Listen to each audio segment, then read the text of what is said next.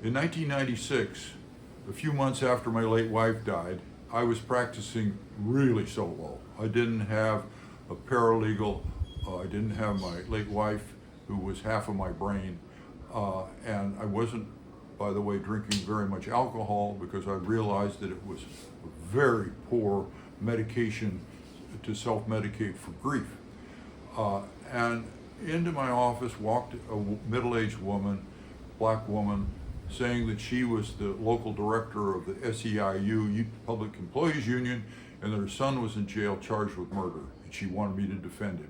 After some negotiating with her prepaid legal people, who I was shocked to discover were willing to pay me by the hour at a modest but reasonable rate, I went and met the young man in the jail. And he told me I didn't touch that woman. I did not help stomp her to death. Yes, I was there with the other three guys. Yes, there was a frenzy. Yes, we didn't know that one of the fellows was new in town, living with his grandmother, and was crazy. Once the melee started, he went absolutely nuts. And also, to my amazement, dragged into the melee, the lust for blood, was his friend and roommate, who was the son of a Portland police officer, and seemingly a pretty balanced, good guy. My client had that fellow, we found out, my client told me that he'd thrown his bloody clothes over a wall in the basement. We went and retrieved those, and sure enough, there was blood all over them. But my client's clothes had no blood on them. The fellow who'd gone nuts had gone up into the attic where he was sleeping and thrown his bloody clothes down, and they were still there 10 days later when the police went to arrest him.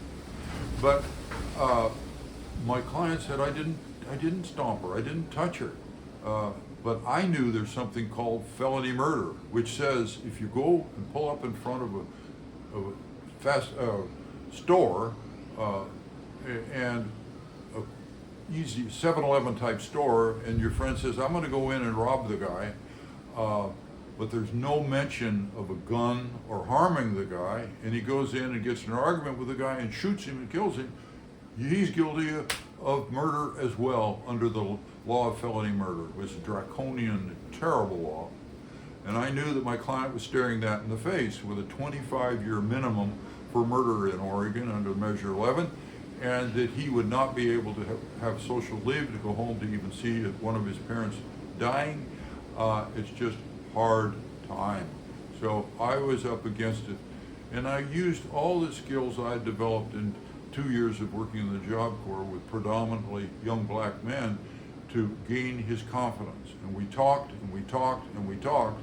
And on Christmas Day, having no wife, my daughters weren't in town, I spent most of the day on Christmas Day that year, 1996, talking with him in the jail, explaining to him what a tough situation we were up against.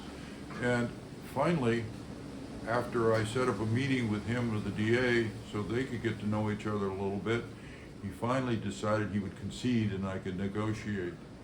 And so we negotiated, and we came out with, as I recall it, I think 8 years. The reason I can't recall the exact amount was that amount was subject to adjustment by the parole board, and like 4 years later, I ran into the young man in the courthouse there with his girlfriend, smiling, telling me he had a job with Intel and his life was on a brighter note.